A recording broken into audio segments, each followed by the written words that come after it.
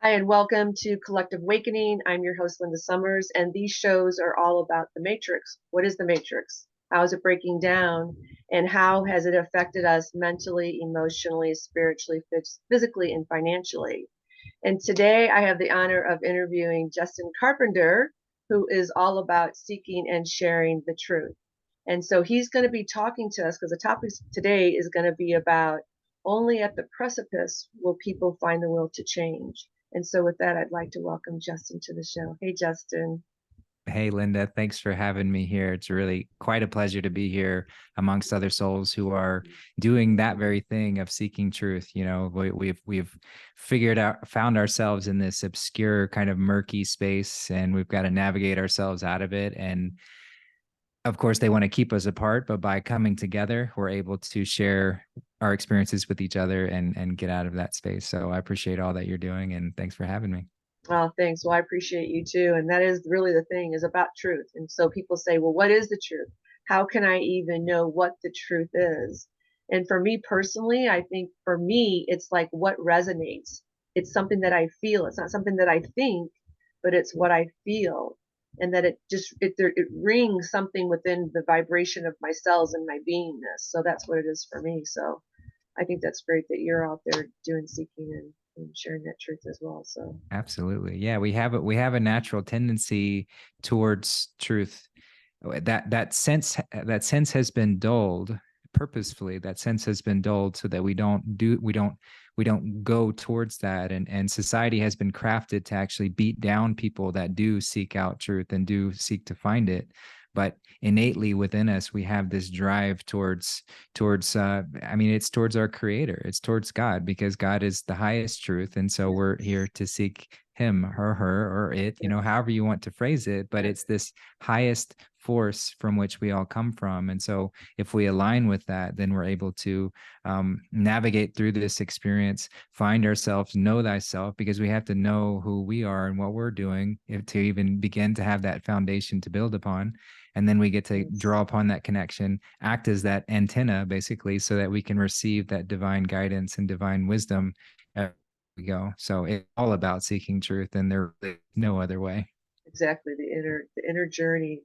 So with all that you said, I kind of want to begin so people have an idea of who you are and how you arrived to this place of seeking this truth and sharing it.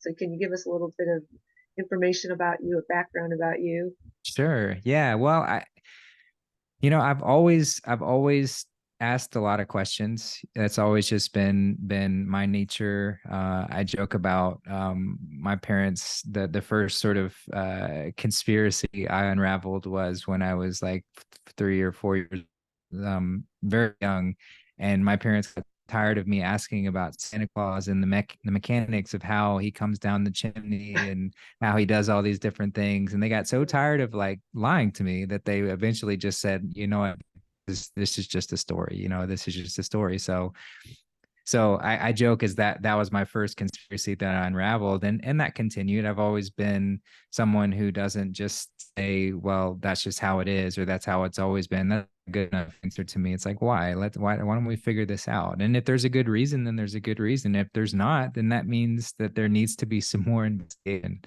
So that kind of led me to uh 2005 when I was 15 years old, and uh starting to unravel. Of course, 9/11 had happened, but I sort of started to stumble upon the truth behind it because I was very young when it actually happened.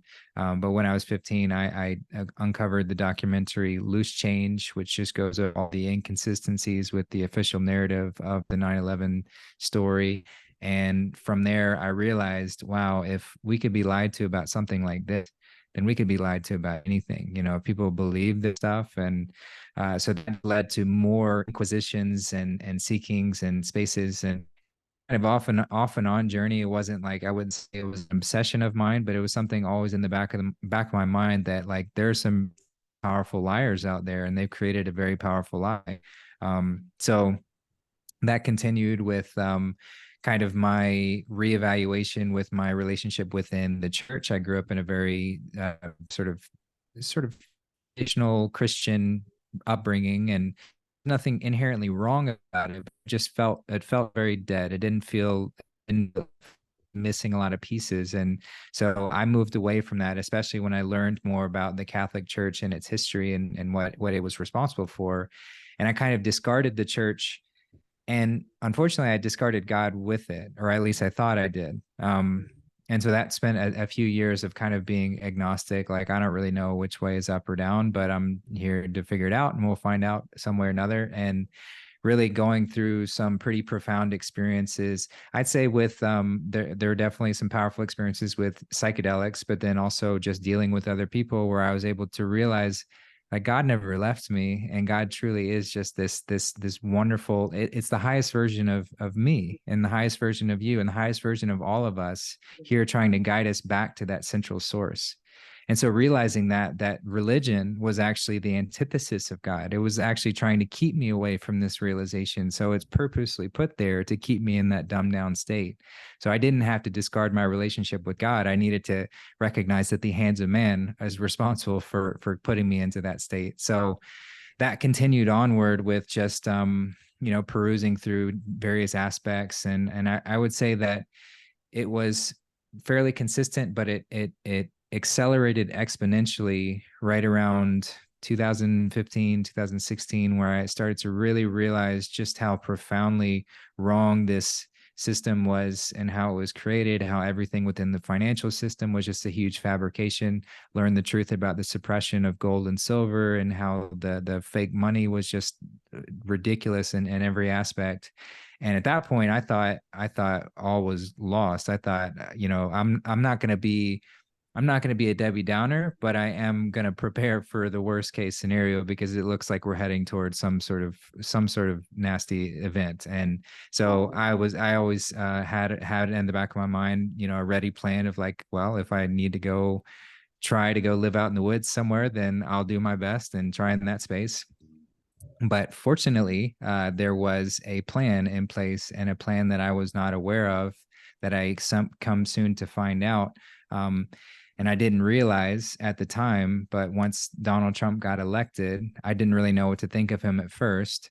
But then once Q started posting, and once I started putting these pieces together, I started to realize that, oh, with this much evil in the world, there is that much good too. There has to be the balance. That's how God operates. That's how this creation works. There's always a balance. So with that much evil, there's also that much good. And there are powerful, good people that have been constructing and pulling off this beautifully orchestrated plan to get us to this point. And so that's kind of led further down the road, where 2020 was when I sort of stepped away, realizing the sort of COVID nonsense and everything that came from that. I stepped away from the corporate environment. I stepped away from, I was married at the time, to a beautiful woman, but we just realized we weren't good for each other, and amicably split, and still love her dearly. But it, just had one of those moments where it was like everything in life was pointing me to going out on a journey. So in that year, in 2020, as the world was falling apart, I set out on an adventure with my dog and out my vehicle to live in. And I traveled all around the country to some of the most beautiful places you could possibly imagine, all for free, all in public land, just enjoying myself, really connecting with nature, reconnecting with God in more powerful ways than I'd ever imagined, all the while peeking into what was happening in the world of people just absolutely losing their mind, putting masks on infants and wearing masks in their cars and things of that nature. And it was just, so that's what inspired me to start speaking out. Was that year, it was like, surely these people see this is so illogical, this is so ridiculous that this is happening. And try might, just as many of us have, when we tried to speak out, it just got pushed down. And so I quickly realized that the majority of my friends and family of old had support for me, because as soon as I started to say things that contradicted what they wanted to be, they were quick to throw me out. Now, I did have plenty of, I'm very grateful for the family and friends that have stuck with me, but there were, I'd say the majority of them through. And so that was just a very healthy process to go through, to refine myself and realize that I don't need any connection with anybody. I get to have connections, but truly the only connection is with myself and with God. And that's the only one that I worry about. Amen. go through that process. And then that continued onward with getting connected with people like and later on Negative 48, other truthers within this movement, and having different opportunities to speak with them and do shows with them and really find my voice myself. So it's come to this place where I have a fairly consistent following of people who are just way, and I reiterate this consistently, like I don't know any better, like I'm learning with you guys, and we can all learn together, and I'm happy to share what I know and what I've learned, and we can all pool that together. And that's created just a beautiful way of being to truly, yeah, to find ourselves once again. And that's really what this great awakening is truly about, is just realizing that we are perfect creative beings that have just forgotten who we are. We're angels in training that just forgot that we lost our wings. And so we're just here to remember that once again and step back into that. So everything we do now is really centered around speaking in the ways, helping people to realize it, helping myself to realize that, and just learning and growing every step of the way. So it's a beautiful process, and I'm so glad to be here. But that's me in a nutshell. Wow, that's awesome. And what I love is that you had this sense or this knowingness inside you that you knew like something just felt wrong. You know what I mean? It just didn't feel right. And you could see, even in the financial, when you mentioned as young as you were, the like, everything was about gold, the gold back and all of that. And I just find that really fascinating that you were able to tap into that, you know, at such a young age, and you could see that and follow through with it.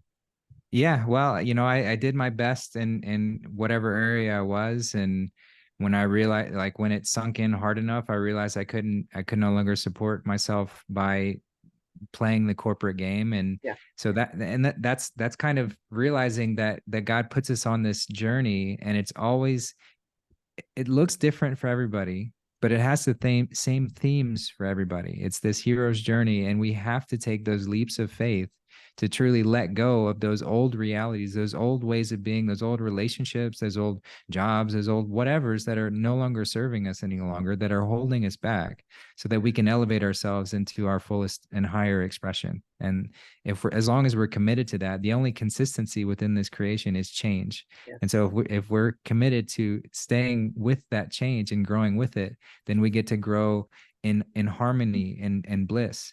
But if we fight that, if we fight against it, then that's where the suffering and the pain comes from. That's where the karma comes in. We get to go flow with dharma, or we get to suffer with karma. The Yeah. choice is ours in every step of the way. But that's the name of the game. That's what Yeah. we're here to do. Yeah, I love that. So then let's dive into the topic. It only at the precipice will people find a will to change, because that's a pretty we know that there's a lot of things that are happening behind the scenes, been happening for a while, and things are going on. And so can you elaborate on that? Like, can you talk more about that statement? Because you wrote a post on that, which I loved, and I was just like, wow, like this is so important that people really get um a feel for what that really, really means. You know what I mean? Yes. And how we can all, because really this is it. Like, it's really about all of us as humanity. And what are we going to do? Right. And this is, like you said, this great awakening to awaken to what's been and what is possible. But I've always said in my videos, it's like, you have to be open to the possibility, though. You can't be, I always use the analogy of the horses when they have the blinders on. They're not supposed to see anything other than in front of them, right?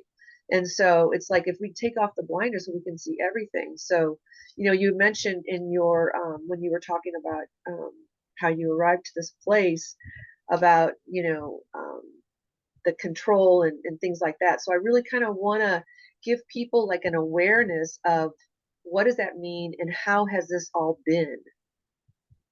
Yeah, fantastic question, and it really is something that I will do my best to cover in a short time. But this is something that we could expand upon greatly, because it's so important, and it's important at every level of our growth, from collective growth to individual growth, and it really, you can view it as a you catastrophe, which is a term for that moment in time and it's shaped like a U, because when you're falling, you don't really realize you're falling until you hit that rock bottom moment at the bottom of the U.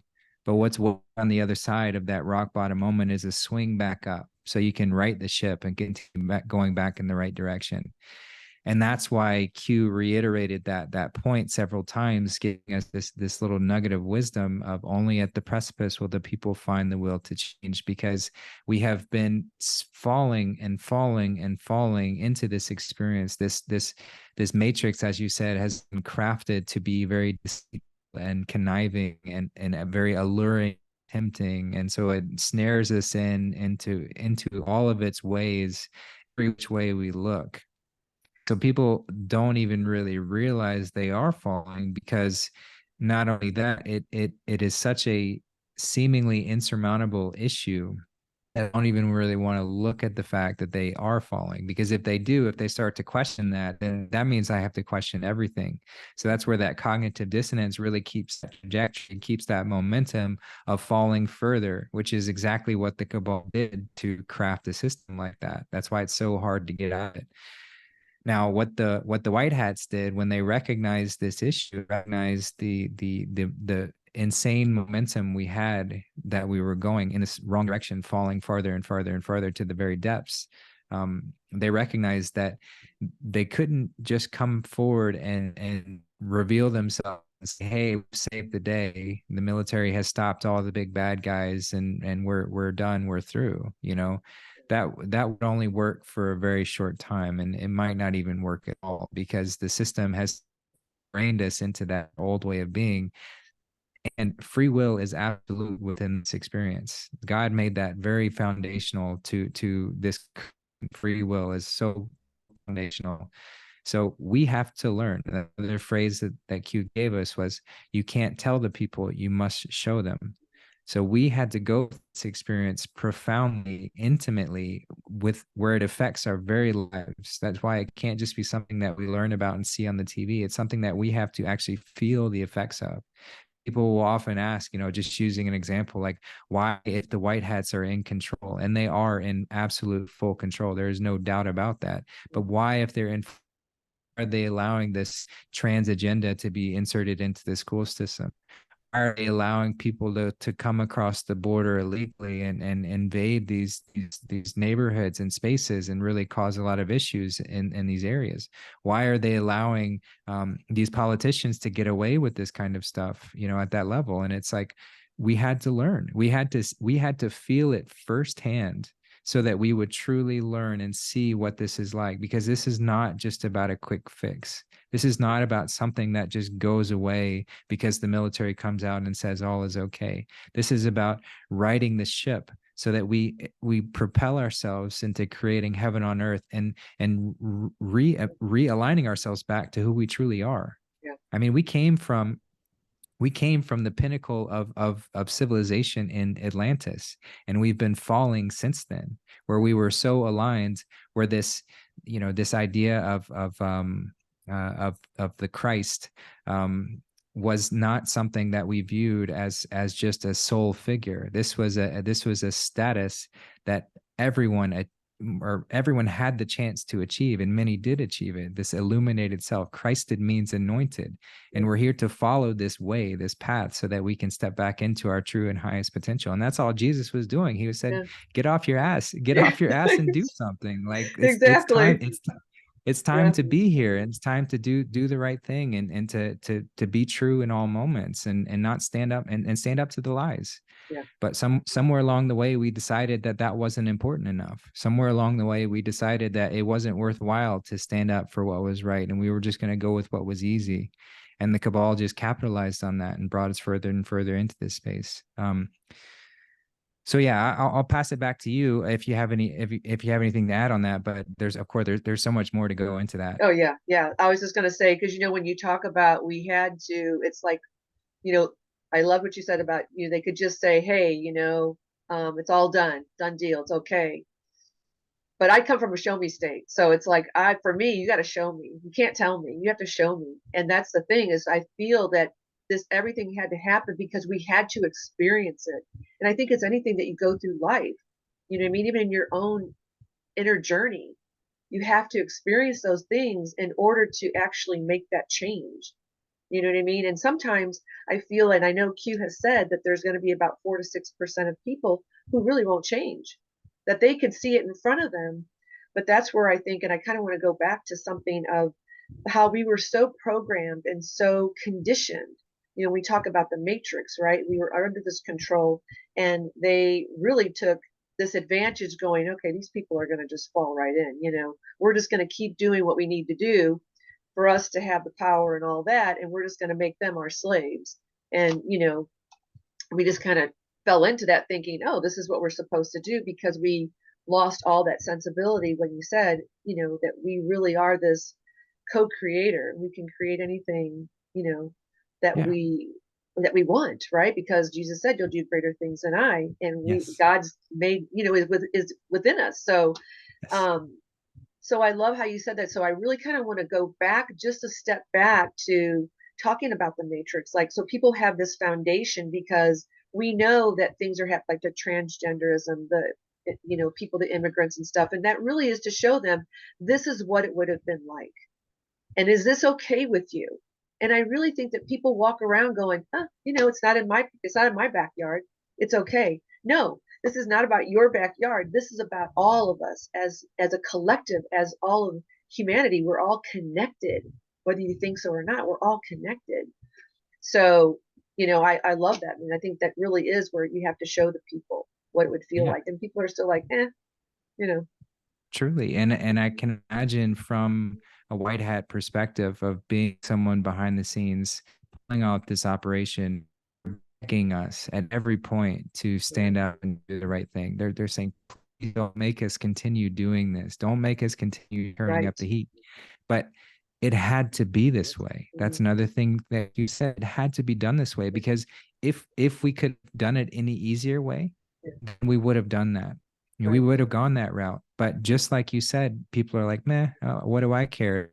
Not my problem. And Mhm. that attitude right there, just to be very blunt, is Satanism. It's Yeah. Satanism, because Satanism is not worship of Satan as an entity. Satanism is just worship of self above all else, to Mm. disregard connection to creation. If we've been, whether you know, we're not consciously participating in that, but to some degree or another, we've all participated in this mini me washed down version of Satanism. And so that attitude right there, it's not my problem, it's not affecting me, so what do I care if people are suffering? That right there is exactly what's led us to hell, into this space to where we're not doing the right thing, even if it's a challenging thing to do. It's not easy to stand up against this system. It's not easy to stand up against this wash of that's been flowing towards us, but it is the right thing to do, and it's something that we have to. So what the white hats did, and you just using the allegory of the matrix, which is such a brilliant representation of what we're facing. You know, of course, Mhm. it's not literally that we're in tubes and we're being Yeah. fed a fake reality, Yeah. but we are Yeah. in a complacent, lulled state, and we're being fed off of by this system, and keep us in that lulled state by giving us all these different sensations and temptations everywhere. Um, so what the white hat is, they recognize that they can't really go. I mean, they could go around just using the allegory of the matrix and imagining feeding tubes where we're just in those pods and we've got the tubes all connected to us and we're connected in that kind of way.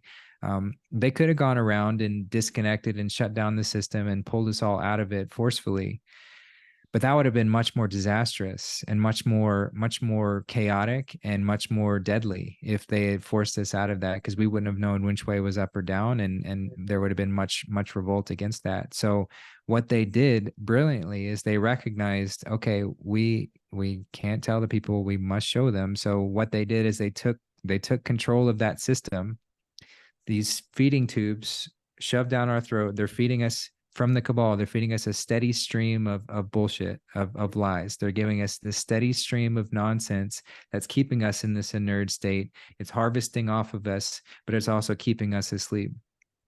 All the white hats did is they took that steady stream of bullshit and they cranked it up to 11. They cranked it up to the highest degree and said, you're going to choke on this bullshit. There's going to be so much flowing down your throat that you're going to choke, and you yourself are going to pull this feeding tube out. And that's what they've done. It is and people still, I'm sure it's still baffling how much people fight that. But there have been, since 2020, and really since 9/11, since all these events, that a lot of them have been white hat operated through and through. There were dark hat, black hat operations that were co-opted and taken over, and then the white hats ran them in ways to give us that bullshit accelerated to the nth degree, so that we would pull ourselves out of this state of stupor, and then take that first breath and realize, where am I, what's going on, and get pissed off if you need to, get mad. Yes. You know, it's like the movie The Network. I'm mad as hell, and I'm not going to take it any longer. You know, that's Yeah. that's the state that we need to get in. That's the Yeah. state that we need to be in. And if we need to stay angry, then we stay angry. That's a better way to be than to stay asleep when this time comes. Now, we don't have to stay angry, because there is a higher level of truth to it. Once you realize that the white hats are in control and they did this, and you forgive them once you realize just the reasons why they had to do it this way. Yeah. But at least getting us to that state of being pissed off and fed up with the system of bullshit that was feeding us, that's necessary. So that's, again, that's the precipice, is just continuing that stream of nonsense being fed down our throats, accelerating that to the point to where we can't handle it any longer. And not everyone is going to willingly pull out their feeding tubes. There will be a time that the whole system is shut down, and it's like, ready or not, here we come. Mhm. But the more that are ready for it ahead of time, the more deaths can be avoided. Because this, like you said, 4 to 6% lost forever. That's 1 out of 20 people, just to give it another way frame of mind. We all know 20 people. So that's a lot of people that are not going to pass through this time.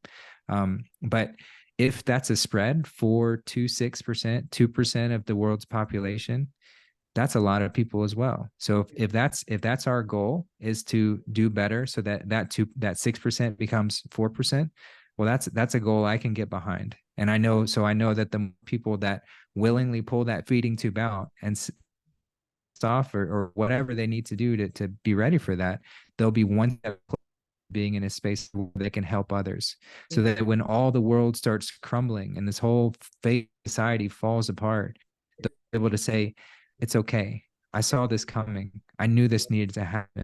And that's what we're here to do, and that's what we're all being trained to do. The Q Yes. team is training us to step up into that space. We don't realize we've been being trained in a full-blown military operation, but we have Yeah. been, and I'm here, ready Exactly. and reporting for duty. Absolutely. That's me too. It's like, however I can, it's just that's been my whole thing anyway, is what is truth, and bringing the truth to the person in the way is, what is your truth, bringing that up in them to see what their truth is. But when you're blinded by everything, it's a little hard to see the truth, even of yourself, you know. And I think that when you were mentioning, that, people, it's to take out the feeding tube and all of that, and to kind of see the awareness of what's going on. It's like, I remember, and I'm guilty of this, when the whole voting, I hadn't voted, since probably the 80s. And when 2016 came and Trump was up, I was like, no way, I'm not voting for him. My best friend was like, no, you need to vote for him. I'm like, no, there's no way, because I don't believe anybody is a good politician, even though he's not really a politician. But I said, I will pay attention, I'll watch him, because, just like your actions speak louder than your words. And man, I'll tell you, I was like, okay, I love this guy. Like, and I really, and then it got into Q and all of that. And so, but I guess why I'm sharing that is with you is because I feel like people will say, well, what can I do? Like, how can there's nothing that I can do to really make a difference. How am I going to help the whole world? Right. Oh, but there's the most important thing you could possibly do, which is Yeah. just turn off all the noise, turn off all the nonsense, Yeah. and find yourself, find the peace with, find that space within you, find your passions, find where you want to go. We're not here to just have a job and to work 9 to 5. We're not here to just feel forced into getting married and having kids when it's not something that we really wanted to do. And I'm I'm not judging anybody who's found themselves in that space. We've got to work with where we are, Yeah. but recognize that this system is nowhere near aligned to how God created this space. We're here to at our fullest and highest expression as creative beings.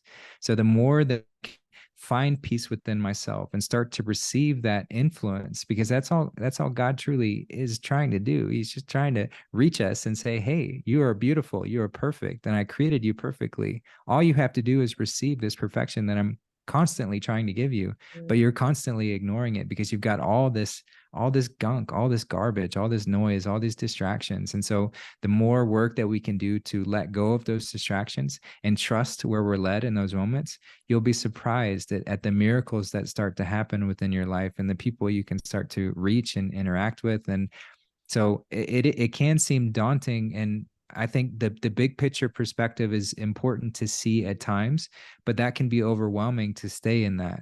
Really see the big picture for what it is, but then come back to the here and now in the present moment. Don't worry about all the other stuff and what I need to do. Focus on what I can do today. Was I kind to the cashier as I was checking out? Did I help that woman as she needed help carrying her groceries? Where was I in this space? Do I need to apologize to someone who I've wronged? Like these are the areas where we can the resonance from those acts right there, those random acts of kindness, they vibrate out tremendously. And we don't realize just how connected we are, but truly those little things make such a profound difference. And we could change this overnight if people truly took that to heart. So the more that we show up as an example, not try and tell anybody else how they should be. Like, don't get in this idea of preaching and telling someone you have to be this way. Yeah. Just do it. Just be it, and people will see it. That's all Jesus asked us to do. He's like, you're not here to save the world. Yeah. You're here to save yourself. And then as a byproduct, people will see that, and they'll see that light shining within you. They'll see that you have oil in your lamp and that you're illuminated. Yeah. And when that happens, then there's no hiding it. Yeah. And you keep shining, and other people are like, hey, that looks kind of nice. Like, I want to shine too. Yeah. And then other people start to take on, and it just picks up like a chain reaction. And so that's really the only thing that we ever should do is just finding ourselves, learning, growing, seeking truth. I mean, it's all just words for the same thing that we have a drive for. Just recognizing that I am a perfect child of God. I have gunk and layers and challenges and things to overcome, and that's okay. I don't need to take on guilt and shame because of these things. I just need to let them go. That's why surrender is so powerful, because the more we let that go, the more that we're open to receiving God's wisdom. We have two hemispheres within our brain. We have a right hemisphere and a left hemisphere. The left hemisphere is what we've been trained to overutilize. That's where society has been crafted. That's the overly masculine side of us. That's the one that's always about doing, doing, doing, doing, forcing things to happen, thinking all the time. It's something that can be useful at times, but it's not something that should ever drive the show. It's not something that should ever be in charge. Whereas our right brain, that's why Jesus said, cast thy net to the right, because we're supposed to be in the right brain. And when we do that, that's our feminine side. That's our openness. That's our receptivity. That's our humility. That's saying, I don't know everything, but I'm willing, wanting. And when we step and operate from that right side, and connect with the left side, and then walk in balance, walk hand in hand, then that's walking hand in hand with God in all moments. He's like, well done, child, you've done it. Yeah. And so it gets to be the space where we get to create more beautifully and abundantly, and share more powerfully. And there's no real rigid rules about it, except just don't harm others. It's really simple. Just don't harm other aspects of creation, and create to the fullest expression of you. Be the best version of you, and that's Yeah. it. Yeah, well, it beautifully said. Yeah, what I brought up is conscious living, and I talk about that too. Is living consciously, with yourself first and foremost. Well, and God too, and your life, your food, your friends, and everything. Conscious living, and something else that you were talking about too is, like when I said, how do people think? Well, how can I? And as you were talking, it's like turn off the TV. you know. And I think the more that people really have the understanding that the TV is programming, it's like that's why they call it TV, programming, right? It's because it's really literally programming you on many, many levels. music can also program you too. And I know you talk about that in your article about the tools that have entrapped us, and so we'll get to that too. But I think when there's a codependency that we have become codependent on, right, instead of becoming individual, and like you said, it's really this inner journey, that coming to that inner journey. And really, when you start to open up the possibility and you shut down the TV, you shut down things that are like, really, how is it really affecting you anyway? I mean, if you ask most of the people, how is it watching the TV and the news? Well, it's all bad news. I haven't watched TV in probably 15 years, probably over that, because it's like I realize it's all it is bad news. You know what I mean? So why would I want to watch bad news and put that into my consciousness? I'd rather do something and occupy myself, my time with other things besides sitting in front of the TV, watching these programs and things like that. So we become codependent. But I love how you said that is really just to really go in. And that's really what it is. It's that inner journey, like finding Yeah. out who you are and what makes you tick and what is it about you. And something when you had mentioned that too, I was thinking, if God had everybody come down here, we knew everything. Everything was grand and glorious. Why would we even come here? Right? What would be the point? It would be so boring, right? We have to have this duality, right? This balance.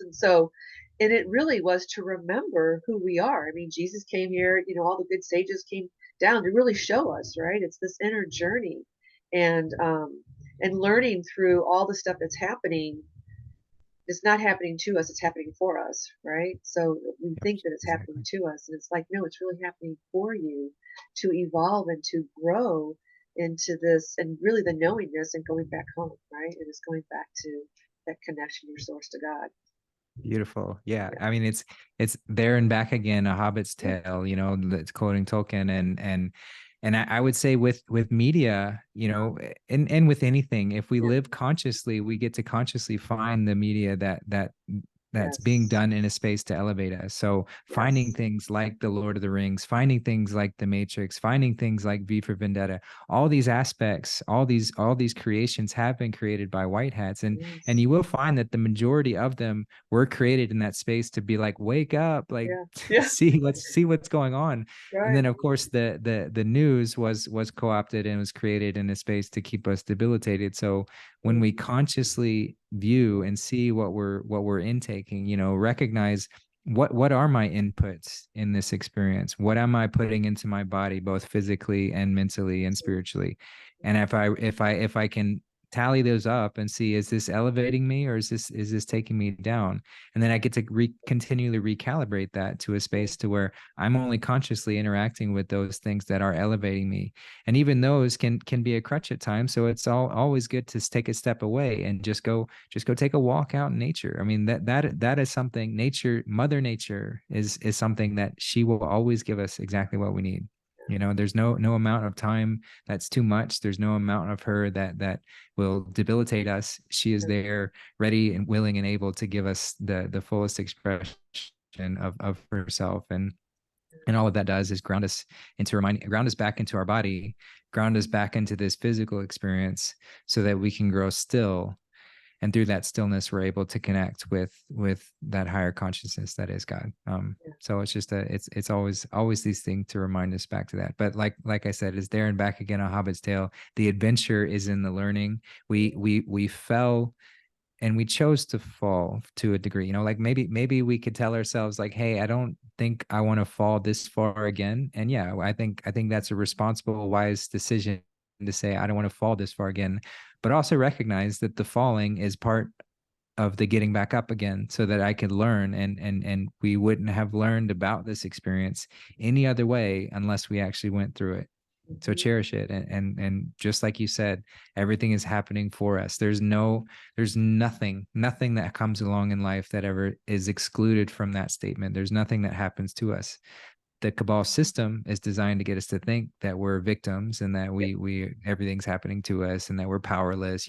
We're either if you go from the church's distortion and lie, they teach us that we're a worthless sinner, and we're going to go to hell if we don't pay a church, and say that, look for a savior to come do all the work for us. And or you can look at the sort of scientific approach where we're just a minuscule evolved monkey on a speck floating in space, whirling and twirling at impossible speeds, and you don't know which way is up or down. And Yeah. um, all of those, either of those lies, either of those narratives is all to make us think that we're small and powerless, instead of the absolute truth that we are powerful, creative beings here to recognize that we're gods in training. We're here to Yes. step up into our childhood and connect with that space in totality, and not as a space to wield power over anyone else. Because if you start to do it that way, then you're not seeing it in the right way. You recognize that all creation is a part of God,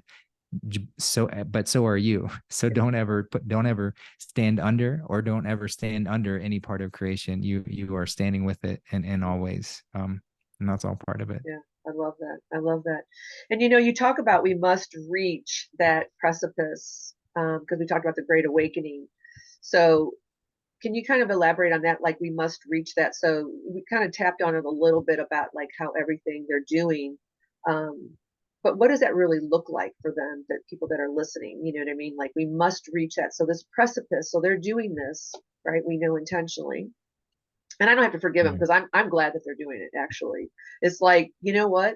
You have to show people, whether it's in a bad relationship, a bad job or something, how bad does it have to get? They're showing you until you actually decide, okay, no more, I'm done. I'm going to make the change. And so, because we do talk about that, it's like this great awakening. And so, how is it that we must reach this place? Can you elaborate on that? Yeah, absolutely. Well, I think a good example is for a lot of people have had children, so they can kind of relate to this. If you try and shield your child from all all the goings on in the world, and you try and stop them from doing something, or stop them from experiencing something, it works for time, and of course at certain ages it's very appropriate to meter what those experiences can be. But really, we need to let that child be free to experience the consequences of their choices and moments, to a healthy degree. Otherwise, they're not actually learning. And so if we negate that process, then what happens? The child grows up and they have no knowledge, they have no wisdom. And as soon as they leave the house, life smacks them across the face with very hard learning moments very quickly, and that happens continuously. We see that example happening all throughout. It can be very frustrating from a parent's perspective, because you want the best for your child, you want to learn, but you can't step in front of free will. They have to do it themselves. Mm. And so this is the same example here. What we're facing now is that the Q team, the white hats, they see from a greater perspective of what's happening here. So they have a higher level of awareness, just as that parent has a higher level of awareness to the child. But as the child, we have to go through the experience and truly feel it in order to learn and grow from it. So tangibly, what that looks like, um, will be just an acceleration of this madness that we already see playing out. We're going to see, Q mentioned that they would be saving Israel for last. So the fact that Israel is in the narrative means that we are on the last stage of this venture. We're on the home stretch. How long that home stretch is, I don't know. This could be weeks, months, years. I mean, I don't know. I don't know for certain. I'm hopeful that it won't be years, but I would be I would be remiss to say I know with certainty of how long, what this timeline actually look like. I just know that the timeline is being done with the highest good in mind. So every ounce of time that it takes means that potentially millions of lives are being saved.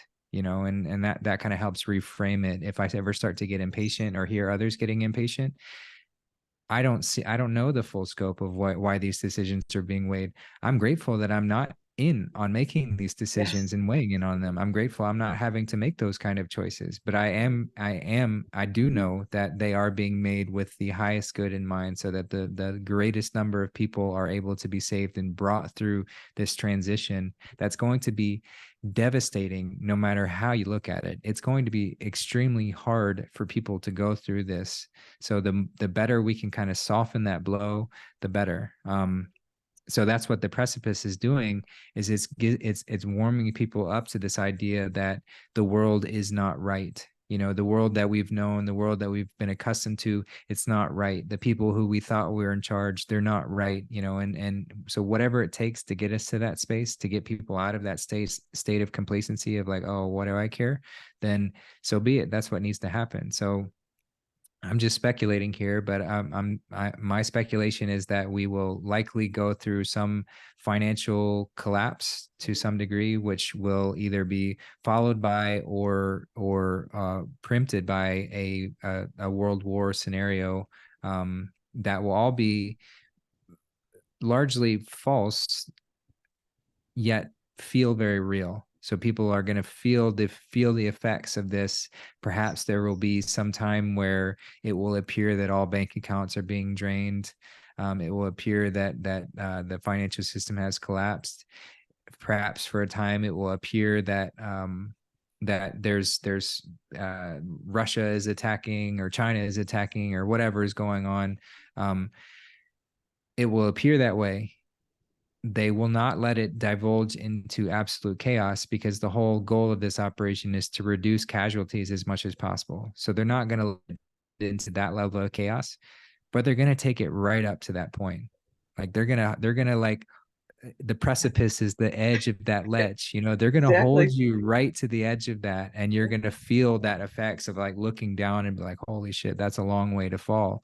Mm-hmm. So we're all going to feel that effect. And those of us who have some of this will not necessarily have to experience that as severely, but it's necessary for those normies who are refusing to acknowledge and see this, to have that kind of vertigo as they stare over the ledge. You know, that feeling of like, whoa, my God, like what am I doing and what's happening? Yeah. So that's kind of how I see this playing out, and that narrative is building. Like I said, how long it takes us to get there, I don't know, and I don't really worry about it either. I don't spend a lot of time focusing on the narrative and how it's building and what's happening. Even what people like. I love Donald Trump, but Donald Trump is a character in this movie. He's not, that's not a real name, and Yeah. he's just playing a role in this Well, space. We're not supposed to do everything that he says, obviously. Like he's said plenty of things that we're not supposed to do, yeah. but he's here to kind of test us and give us an opportunity to step back into our sovereignty. So we're Yeah. not giving our power away to Donald Trump. We're not giving our power away Yes. to anybody. We're reclaiming that power and taking it back for ourselves. So everything, I'm always just blown away anytime I take a look at this plan from any perspective, just how absolutely brilliant it is on all levels. And I am just Yes. humbled to do anything to help it out. And yeah, so that's why I'm Oh, here. I agree, 1,000%, 1,000%, absolutely. And when you were speaking, what came, what I get, it's like I can hear the people that are watching this. Okay, and then what? Like, okay, we reached the precipice, right? And we're at that. So where does that take us? You know what I mean? Yes. Like, where do we go from there? Okay, now that we've seen it, we experienced it, we're like, no, thank you, want our sovereignty back. Then what?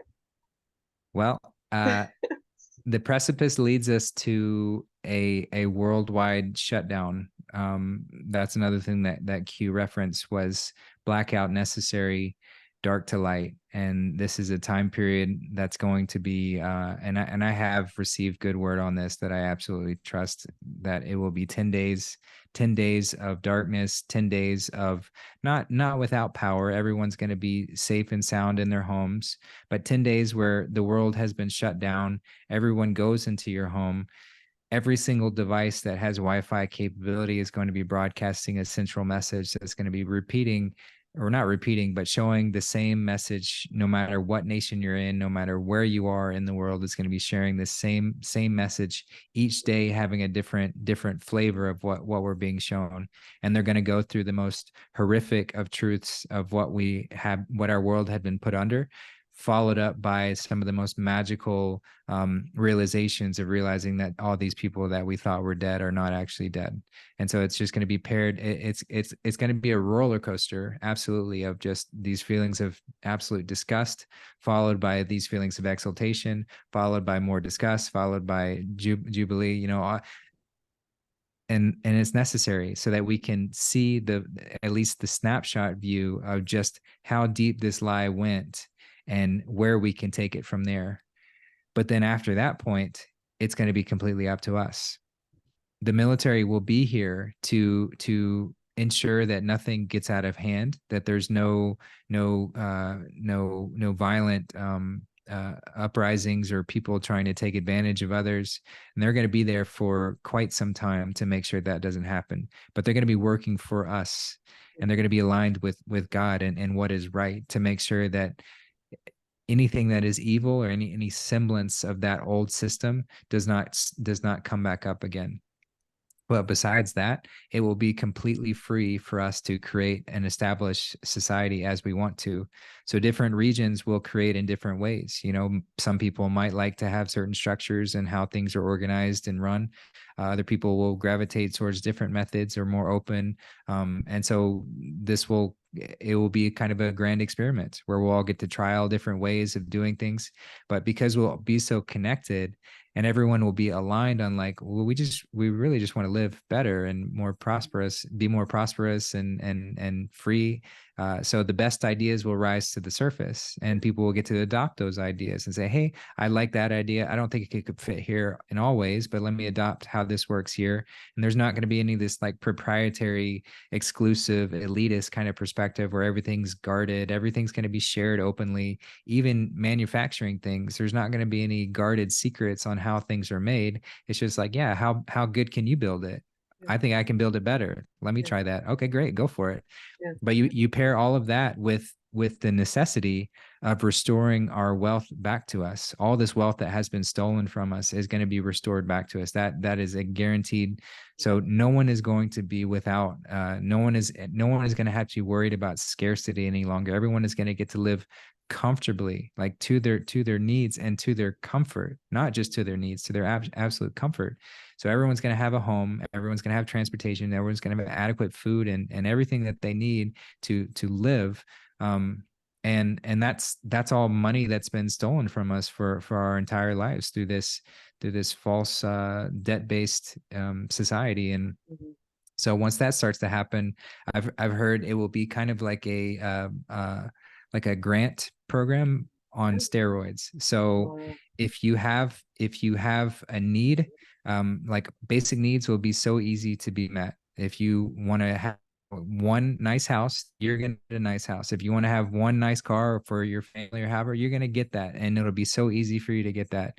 But then as soon as it starts to become in excess, then you have to apply for that. You have to apply and it will be determined based on, what are you doing with this money? Is this serving mankind, or is this just serving yourself? If it's just serving yourself, then sorry, you're gonna have to go earn that yourself. You're gonna have to go find a way to make money if you're just wanting to serve yourself. But you want to serve mankind? Absolutely.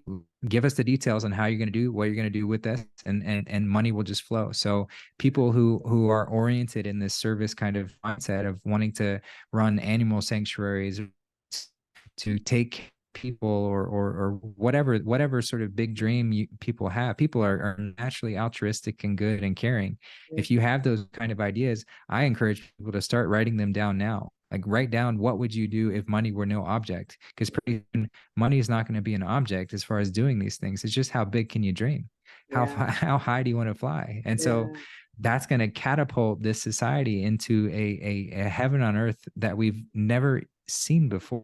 And we just get to keep going and going and going and going. So that's what's next. But in order to do that, we have to get over this little, I say little, it's not really a little, uncomfortable hurdle that's going to be the most horrific and terrible thing we've ever been through. So it's like we get to have both. Um, but the necessity of going through that experience to learn what we've been lied to about is essential so that we can get to 1,000 peace and get to that time where we get to create heaven on earth. Yeah. So that's what's next. Yeah, I think what came to my mind is I think a lot of people are because we've been so programmed and we've two jobs or whatever, just working and not being home with our kids and doing the day job and all that kind of stuff. That it's going to be very unknown. It's unknown territory. Like to be able to go, okay, I can do anything I want. Oh my gosh. So this is why we're saying, you guys, like start thinking now, like he said, start writing down what your dreams are, because when this happens, at least you'll have something to go, oh yeah, I forgot I wanted to do, if you wanted to be a chef or whatever, now you can have your own cooking school or whatever it is, or, Yeah. and I love what you said too, because some people, it's like the more toys I have, the more I win, or whatever that saying is, or the one with the most toys wins. It's like, no, that's not what this is about. It has nothing to do with that, right? Your basic needs, like you said, are going to be met, but it's not when you really have, and you have to really think about that too. It's like when you want two or three houses, why? What are you going to do with that? And I mean, Airbnb or whatever you want to do with it. Okay, I get that, but I don't know. It's like start to think, I don't know, just we really want to get people thinking, right? What if we get to a space where we have systems like Airbnb and those systems, but it's not for profit. It's just Right. to share the spaces. So you want to travel? Great. Yeah, come stay at this spot. And if you don't want to pay anything, then clean up after yourself. If you do want to pay something, then pay the cleaning fees, Yeah. like, and having just travel is going to be such a huge thing. Like that, if people are overwhelmed by this idea of what would I even do with it, usually travel is something that just about anyone can get behind to go Yeah. see. And the more that we do that, the more that we grow connected with this earth around us, we grow Yes. connected with the people around us. And so Yes. that's just going to become so simple and easy. These while there was a necessity for Donald Trump to talk about the border wall, and there was very nefarious things being happening by this loose border system, and how that was established, ultimately we get to a space to where these borders aren't really a hindrance to travel between, unless you're doing something evil, unless you're doing something wrong. And they've had this technology for a while, for a long time, but they have the ability to snapshot see intent, to see the resonance when somebody is vibrating with that space of harm, of intent to harm, or intent to do something that's wrong. You can show up on a monitor and show up in that kind of way. So that's all border and checkpoints are going to have, is like, oh yeah, everyone's just free to go. We don't even need to check who you are because we see that you're good. Yeah. And then the red flag's going to come up with someone who's got nefarious intention, or somebody that's doing Yeah. something questionable. And those people are going to be pulled aside and say, hey, what's going on here? Like, what's Yeah. happening? And less from a space of punishment, Yep. more from a space of like rehabilitation, of like, Yep. what's happening, like what led you to this space to where you're willing to harm another, because hurt people. Yep. They got hurt at some Yep. point. And so we're it's all about healing, and less about this like prison system where we're going to be, keeping people locked up forever. It's just like, how can we help you get back to a balanced state to where you're not willing to hurt other people. Now there are some lines that once they're crossed, the only graceful option is execution. And I'm very clear about that. Once crimes against children have been committed to that degree, then it's like, well, it's like Vladimir Putin said, it's not my job to judge you, but it is my job to send you to the one who will. And Exactly. that's those are the things that we have to get clear on. But knowing that death is no end, I'm not this body. I'm not bound to this body. I am the spirit. I'm the soul that resides within this body. So when this body expires, then the soul continues. And Yeah. so there's no such thing as death as an end to anything. It's simply just a recycling. It's a reevaluation. It's a chance to get it right again. Yeah. And so then we get to come back and, yeah, try it again. So it's all Exactly. about it's all about like golf is a powerful allegory as the game of life, because you one, and you can shank it off to the side, you can fall in the sand trap, you can whatever, you can miss it, are you going to give up? No, you're just going to try again. If it takes me 10 to get into the hole, well, I got it in there, and I have more experience to try and get that hole in one next time. Aiming Exactly. for that hole in one every single time, because it's all about the least amount of mistakes, the least of lives it takes. We can go around the wheel as many times as we want to, and we have, and we will to some degree. But the whole point is to say, I want to get it right so that I can live here and now in this body in this time, and get rid of this ridiculous idea that I'm bound to 50, 60, 70 years old. Like, ridiculous idea. Like, we are not meant to die this young. Exactly.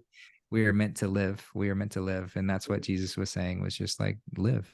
There's a choice. There's a choice to make, and one is death and one is life, and choice is Exactly. yours. Living versus existing. Well, kind Exactly. of brings, I want to kind of go back, even though we just had just a really amazing, positive, like conversation right there. But I want to kind of go back just because I want to bring awareness to people about the traps. You know what I mean? How the sports and the money and the pop culture and the food. Because I think that's going to be really important for people to have an understanding of how that is traps and how that has the evil, the cabal have really I mean, we could even explain the cabal too. I mean, I don't, we know what that really means, but I think people who are just really new to all this don't really have an understanding, of that. And so how those play a role, especially sports. And a lot of people are going to say, there's just no way, you know what I mean? And it's like, and that's why I really want to have that conversation because I think it's really important in the awakening process, just planting that seed, allowing people to water that seed. It's just giving you information that you can water yourself, but at least have food for thought. Yeah. So if we can kind of Yeah. dive there. Yes, I mean, there's a lot to unpack in that. The cabal, first off, it's simply us. It's a representation of our false self ego, which is this sort of insatiable within ourselves that's hell bent on taking over, controlling us, and steering us always towards pursuit of selfish pleasure. So we all have that ego within us, and we all have that aspect within us that's always going for the selfish desire, going for those temptations of those quick bursts of pleasure, all the different ways, through the food that we eat, and the the sex, and the aspects within, just, you mentioned sports and things like that. Like, these are these quick hits of perceived pleasure, but they don't last very long, and all they do is they lead us further down the path to hell. And so that's all the cabal is just kind of the manifestation of this aspect within ourselves that's really taken over. And it exists there as a training mechanism, as a way to keep us on our toes, to give us that challenge. As you mentioned, like, if we knew everything, if we didn't ever have any challenge, this would be boring. And so God did create this creation to have a lot of challenge within it, and that is one of them. And you could argue, like, maybe we bit off more than we can chew, but we didn't, because it's here to step back into ourselves, and then we get to have that exaltation of overcoming that challenge. And that's what we're doing now. So that's all the cabal is just that sort of sickness, because it is a sickness. It's this perception that somehow I truly am separate from creation, and therefore I can serve my perceived sense of separation above creation, which is lunacy, because there is no such thing as separation. We are all connected. There is no separation. But the perception of that separation is what drives that side of us. And that side of us is also fed through the five physical senses within the body as well. So when one doesn't have mastery over the body, when one is letting the five physical senses drive the individual, when you're letting the body drive the mind, which takes the soul along, then, because we're this three component aspect. And so if I'm not living consciously, then the unconscious body will step in, and it will start to drive towards these quick hits of pleasure. going for those tastes and those sensations and things of that nature. And that's all the cabal goes for, is they're looking for those quick hits, and they want to craft a society that's drawn towards those quick hits as well. So so yeah, that's kind of what got us into this mess, was abdicating our higher mind, which is recognizing that the physical experience is beautiful. It's beautiful to have. It's beautiful to have a body. It's beautiful to have a sense of touch and taste and smell. It's wonderful. They add such a vibrancy to this experience. But I'm not going to let that aspect drive me. I'm not going to let that steer the show. I need to recognize that that's a byproduct that I get to enjoy, but it's not going to be the thing that's only driving me. And so that's where the allegory of Jesus having the 5 loaves of bread and the 2 fish that he fed the masses. The 5 loaves represent the 5 physical senses, and the 2 fish represent the upper 2. So the whole point is to leave the 5 physical senses. So that's at the throat chakra, which is the crucifixion. So we're all supposed to crucify. We're all supposed to be crucified. And crucifixion really just means to magnify 1,000-fold. Of course, they did kill him that way, and there are literal elements to the story, but ultimately the Bible is supposed to be read as an allegory to represent our lives and ourselves. And that crucifixion represents the point where we cross the fiction. We cross the fiction of the physical so that we can step into the higher mind and the higher realms, which is the 6th and the 7th chakra, which is receiving the gift from God. And that's the journey of man, to go along this 33 rung. That's why 33 is profound within Freemasonry, which a lot of people within the truth community think is a bad thing. But Freemasonry is really, there have been distortions input about Freemasonry, and they're fake Freemasons. But Freemasonry at its core is a very, very good thing. Has always been a very good thing. It's all about the hero's journey. And that's why they celebrate the 33 degrees as the 33 rungs in Jacob's ladder, representing the 33 vertebrae within our. And that's what we have to rise up within us so that we can ascend into the higher realms and connect with God. That's why Jacob met God face to face in a land called Pineal. That's our pineal. And our pineal is the axe to connect with the higher consciousness. So we're all here to go on this journey, but to do that, to cross the fiction, to be crucified, we have to die. That's why the death and the resurrection, death and being reborn, the phoenix rising from the ashes, all of these things are to represent this aspect that I have to let this egoic false version of me that's been crafted desire to fulfill my physical senses, that's a false me.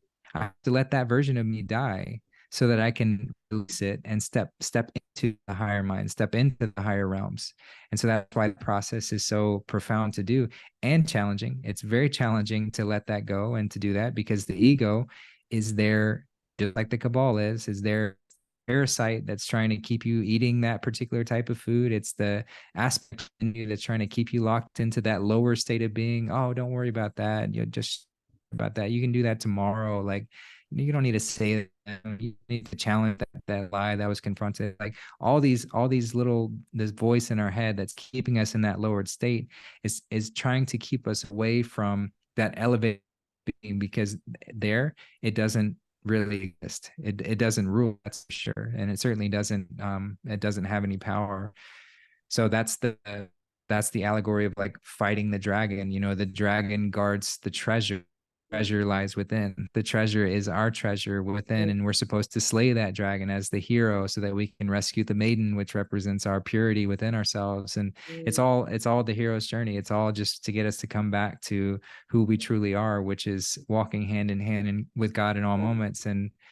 But with the risk in all moments that we can fall into these temptations.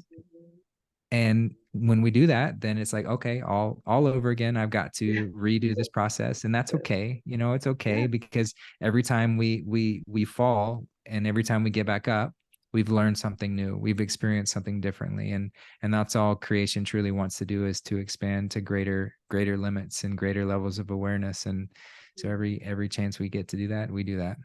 So I hope that answered your question. I kind of forgot where you initially brought it, but I was asking about the cabal. So I was going to say, what are your thoughts? Like, how does that tie in with the 13 families, and how, because I think people really don't have that, an idea of that. They may have heard, but really not knowing how that really has affected us in the way of where we're at today because of the power and the money. And really, that's where the enslavement really comes in too.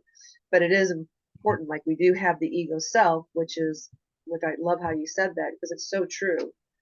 How that just kind of runs the show. But I didn't know anything about the five loaves being the five lower chakra. I had no idea. That's amazing.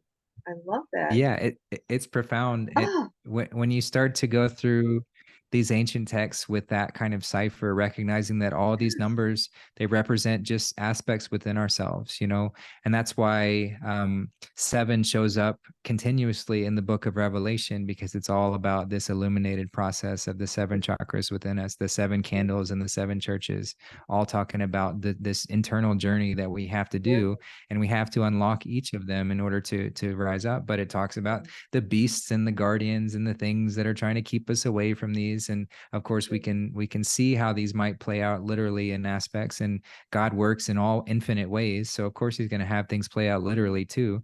Yeah. But mostly it's an allegory to represent our internal journey. You could take I love Bill Donohue's work, and he says basically take the Bible and take the title away and say insert your name here, and then take every character within that book and have it represent an aspect of you. So you when you're in your worst moment, or you when you're in your best moment, you when you're walking as a Christed one, you when you're falling as a doubting Thomas, whatever the story is in that particular moment, you represent all those characters, and they're all here to teach us what it's like to be, whether we're learning through contrast of what not to do, or we're learning through what to do. Either way, we're learning, and that's what it's all here for. But going back to the cabal and the 13 bloodline families, these are the Canaanites. They believed this, and I'm sure there's some truth to it, that they're descendants of Cain, who killed Abel. And not only did he kill Abel, but he killed and ate Abel. That's why it's Cain, Abel, Yeah. cannibal. Yeah. So they are the original cannibals, and these are the Canaanites, later known as the Phoenicians, later known as the Khazarians, or the uh, Zionists, or it doesn't. They've changed many times, and that's why oftentimes people will call them shape or lizards or any of these kind of things, which they're not literally people. There's no other beings within this experience. We are the pinnacle of God's creation, and we're here protected by God's firmament, here to experience this experience to the fullest expression. But they are alien to us. There aren't actual aliens, but they are so alien, foreign to us, because they eat children. I mean, they like the lowest form and I guess I should preface that they've fallen to the point to where they don't want to do this work. They don't want to follow this path. They hate God. They hate God's creation, and they're always looking for loopholes and ways out of it.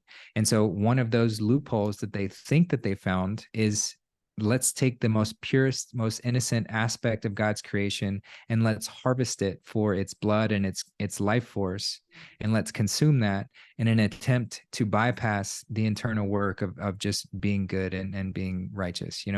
So that's where the Canaanites, the Phoenicians, it's talked about in the Bible numerous times, or in all ancient texts, about these tribes of people that would practice child sacrifice, human sacrifice, worshipers of Baal and Moloch, and all these different aspects, because they're the same people. It's the same people that's always been throughout time. And like I said, it just represents an aspect of us. So when we let our ego, when we let our self, that self-serving aspect within ourselves take over, then that's the worst case that it turns us into. So that's here to teach us a lesson, to say, hey, this is important. This is important to take very seriously, to not abdicate our sovereignty, and not abdicate our dominion over this experience, to where I'm just going to let this little nagging ego within me start to drive the show, and then it turns me into a monster. So I can't let myself turn into a monster. And here are some real life monsters, vampires, vampires are real. They're real things. Yeah. And that's what the whole thing has been about, is recognizing that the 13 bloodline families were a bunch of vampires that were doing the most heinous, horrific, nasty things. Can't even begin to describe it. And that's some of the things that we're going to see that's going to be so horrifying. This truth is revealed. Yeah. But they had been the ones crafting this nasty, evil plan to keep us in this dumbed down, slave-like state, to where eventually they wanted to get to the point to where they did all this in secret, because they're cowards, they're rats, they're cockroaches. They can't stand the light of day. They fear the light. They fear us. They fear us realizing who they are. They know how powerless they are, because so they have to hide. And it's like the Wizard of Oz, the great and powerful Oz. They have to hide behind this curtain and have all these flames and loud noises and things to make themselves look like they're powerful, but they're not. They're really just a frail man behind the curtain. And so yeah, I don't know where I was going with that, but it's just to realize that yeah, so I'll just leave it there. Sorry, I lost my No, train it of was thought. perfect. It was so perfect. And I was just going to say too, I know that it seems like everything that was good, because you were saying like 33, it really is good. Everything that was good, they turned to evil. They tried And to. so, it's, I think, really people to wake up to that. But I think that was very well said. And Thank you. yeah, so it was Yeah, really good. even the 13, I mean, just to draw on that example, Mhm. the 13 is one of the most sacred, beautiful numbers we could possibly imagine, because Jesus represented the 13. He had 12 disciples Cycles. and he Oh was yeah, the 13th. So 13th yeah. is that's why they try and tell us that 13 is Jeez. unlucky number, Yeah. because they don't want us to be any closer to this beautiful, beautiful representation of Christ that Yeah. the 13 represents. And then they try and distort it further by doing their sacred or their distorted rituals, their dark rituals, by having these 13 bloodlines and making that seem like that's what it's all about. But they're liars. All they do is steal. There's nothing in God's creation that is inherently evil. You can pervert it and invert it, but there's nothing that's inherently evil. They've tried their best, Yeah. but we're taking it back because it's not theirs anyway. Exactly. So what are your thoughts then? You know how they say that say Lucifer, was thrown out of heaven, right? And brought down, and he's pretty much taken over, the planet. So it's really, that's the evil. It just happens to be that these are the minions, or his, what, I don't want to say disciples, but his people, if you will. What are your thoughts on that? Well, there's nothing outside of. I mean, there are angelic realms, higher levels of Mhm. consciousness, and it kind of is there's the 7 layers of hell, or 7 layers of heaven and 7 layers of hell, and we can exist in either any of them at any point. But there are certainly angelic forms of consciousness, and there are demonic forms of consciousness, and all of it is kind of hard to describe, because all of it exists within us. Yeah. It's not like an external entity that's out there controlling and has power over us. We are the power. We have all of that. And if we choose to contract with a demonic thought form, then we become a demon ourselves. Yeah. The same way, if we contract with an angelic thought form, recognizing that we are powerful angels in training, Yeah. then we become that ourselves. Yeah. So as far as the story behind Lucifer, um, it's hard to say, because I think there's a lot of misconceptions around Mhm. Lucifer in general, Lucifer being the light bearer, and this Mhm. aspect behind it. And I think we can really take the allegory what we need to from it. But no, I don't think there's any being that's out there. I think they believe that. I think that these dark people, I think they actually believe that they are spawned from some powerful lizard, reptile, alien thing that Yeah. is called Lucifer or whatever else, Yeah. and that's who they worship. But that in and of itself is likely just another distortion to take away this fact that Lucifer is kind of a counterbalance to Jesus, and there's Mhm. dark and there's light, and Right. it's not that either is bad necessarily. It's just Mhm. here to give us that perspective. It's here to give us that full contrast of experience, so that we can learn, hey, I don't really want to go towards the darkness any longer, but I appreciate the darkness for what it is, Yeah. because it gives me that sort of, that it gives me that perspective. Yeah. Whereas, evil is a byproduct. Evil is something that we don't necessarily need at all. It exists now in this experience because we have manifested it, Mhm. but we get to the point where we get to get rid of evil entirely. It's an unnecessary byproduct, and I'm very grateful for that. Yeah, absolutely. When you were talking, what came up for me was about the brain sees, it's not necessarily the eyes. So it's Say like, that again. the brain is what sees, it's not necessarily the eyes. I don't know the exact scientific, or the explanation of around that, but I know that it is not our eyes that see and that we're just projecting, because they always have always said is everything is really an illusion. It's what we Hmm. put before us. And so that, the whole conversation, but it's kind of what you were saying is that it's this internal, it's us, right, of what we want Yeah, to see. we're the projectors in this Yes. reality, and so Yes. whatever slides we're putting on the projector, whatever reel is Yeah. putting going through our projector, whatever we display up on the screen, Yeah. that becomes our reality. And Yeah. so trying to live based on what is projected, based on the out there, that's the inverted reality that the cabal has programmed into us, that we have to try and manipulate the external reality to fix everything.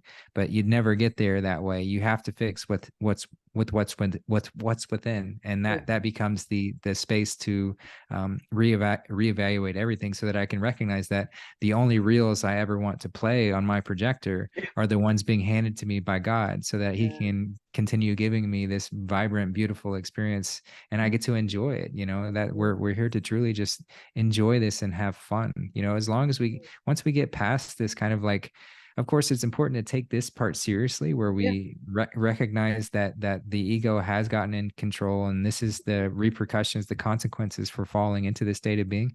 We take that very seriously, but not to lose sight of the fact that we're just here to have fun. Yeah. We're truly just here to enjoy. We're here to just Yeah. like live in this experience, and be in bliss and harmony. And yeah, I mean, it's magical. It truly Yeah. is. It's just a magical experience. And that's what we get to look forward to. Yeah. That's the when the people say, well, what, and then what, well, that's what it is right there. And Having you don't fun even and have, really, yeah, you don't even have to look forward to it. It gets to no. happen here and now. Yeah. True. Wake up each and every day, Yes. recognizing that it's a gift. It's a miracle that Yeah. I'm breathing and I'm here. And sure, other people can be out there freaking out and having, being in all sorts of drama and whatever else, but I don't have to participate in that. I don't have to give away my power to what's happening in that state. I get to stay sovereign. And even if they lock me away in prison, or even if they destroy my physical body, there's still no power that anyone has over me to take me away from that potentiality of living in heaven on earth in all moments. And Mm. that's the true that's the Christ state of being, is to maintain that Mm. no matter what, which can be challenging to do, of course. And that's where the fun is. Like you said, Yeah. it makes this experience more fun, having that challenge. It's Yeah. like doing a puzzle. You start out with a 20-piece puzzle, and you might do that, and it's kind of fun to do, but you're like, okay, I'm not that 20-piece puzzle. I want to go for the 50-piece puzzle. I want to go Yeah. for the 100-piece puzzle. Like, let's go for okay, let's get rid of the box. Let's add more challenges to this, Oh, because yeah. it's more fun that way. And that's what has led us to experience, because we have always been here. This experience has always been here, and we are just the culmination of continual experiences getting us to this point. Yeah. So every time that we've done it, we've added more challenges to it. And at one point we were like, hey, what if we had the challenge where we completely forget who we are every time we reincarnate? And we might have said to ourselves, man, that sounds like a pretty intense challenge. Like, are you sure you want to do that? And they're like, oh, well, Yeah. let's fuck it, let's do it. And Exactly. we jumped in, and it just Yeah. became, it became this. And Yeah. that's okay. And it is very difficult, but Yeah. it's a beautiful one to step back out of once again. And then we get to see that challenge that we overcome and say, yes, I did that. Yeah. And there's no better feeling than that. Yeah. Love it. Love it. Okay. One last question. This is really my last question. I could have a lot more, but this is my last question. What is one thing? I know there's many, many, many, but what is one thing that you can share with the listeners, the audience, that has changed your life dramatically? that would help them, a gem, some that you've learned along the way of your journey that really you were like, yeah. I think, and we touched on it in the show, but really, really learning and taking to heart. And of course, words are easy. Words are easy to say, but really, really ingrained, like absorbing this experience is knowing that everything is happening for me. Truly, truly, truly, there is nothing ever happens that's happening to me. So even if I'm having a bad day, or I stub my toe, or I run into somebody, or whatever the case may be, nothing ever leaves that. And so as soon as I start to accept that truly and truly know it, then not only do I get to reevaluate my perspective on what I'm experiencing, but I get to start to become the alchemist in every experience. I get to start to transmute those experiences into gold. I get to see, okay, this is why I had this experience. This is why I needed to go through this, and I'm grateful. I'm grateful that I had that happen in that particular way, because I would not have learned any other way. And when we do that, then as the alchemist, we get to transmute every situation, every encounter, every relationship, every experience into gold. And that's the whole point of this experience, is to turn lead into gold. That's going from the lowest of the low to the highest of high, and the gold represents that. So if I can do that in each and every moment, then truly I am unstoppable. Truly I am just here. I am, and that becomes a profound way of living. And just for me, it becomes a recalibration point anytime I start to get lost into this, oh, woe is me, or get stuck in the victim kind of thoughts that start twirling around. I get to come back to that and say, okay, God is here. God never left me. He's here guiding me to my highest possible version of me. And all these things that are happening, they're happening for me to get me there. And I can either see them in that, or I can deny it. But if I deny it, it's not gonna make it go away. So I might as well accept it and know it and see it. And then yeah, and then just get to be that beautiful expression every which way. So yeah, that's been something that really helps me, and I know it's helped many others to learn that. So that would be the one thing that came to mind that Love sticks it. with me. I love it. Well, thank you so much, Justin, for bringing such beautiful message and information to the audience and the people that will be watching the show. I really, really appreciate you taking the time to really be here, and what you're doing in the world, and who you are in the world. So truly, I feel blessed, and I just want to say thank you so much from the bottom of my heart. I really appreciate it.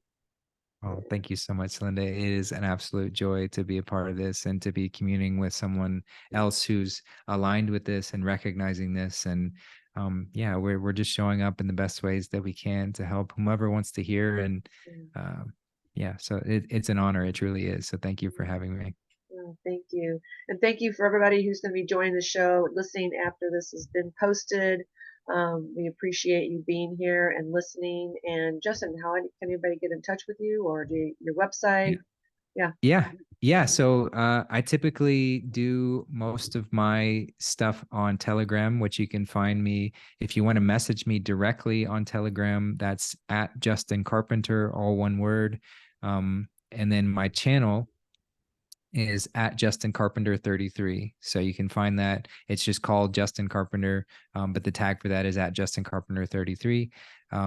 That's where we have lots of dynamic conversations on these kind of topics with lots of beautiful souls who just love engaging with this kind of stuff. And it's really wonderful. So definitely welcome anyone who wants to participate in those conversations. And then I do post and kind of keep everything more organized on my website, justincarpenter.org. And that's where I put all my content and things, the shows after the fact. So people can find those easily there. And it's much more easy to search for things and find stuff there. I'm on Facebook too. I think it's facebook.com/justincarpenter.38, I believe is that tag. So you can find me there. I don't, I post on Facebook every now and again. And yeah, still looking for other platforms that can handle this level of truth without kicking me off. I was on YouTube and That's to no right. avail. Yeah, I got kicked off a couple times there. So Wow. we'll find I know that we'll feeling. we'll find an ideal I mean, Telegram's treated me well, but we'll Yeah. find an ideal one that's willing to handle these seemingly very difficult to handle truths. But Yeah. that's all I do, and I love speaking with others who are engaging with that kind of space. So you're more than welcome to reach out.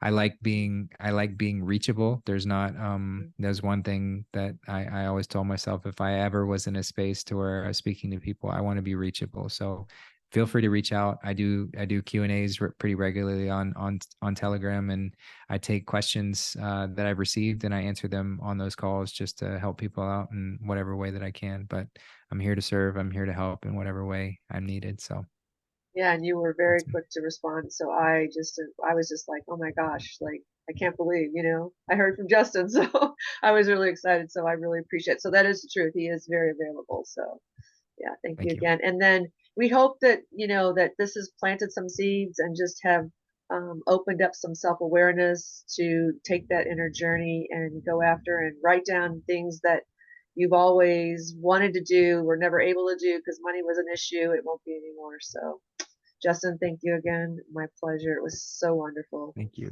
Thank you. Thank you. Appreciate it. And we'll see you guys on the next show. All right. Take care.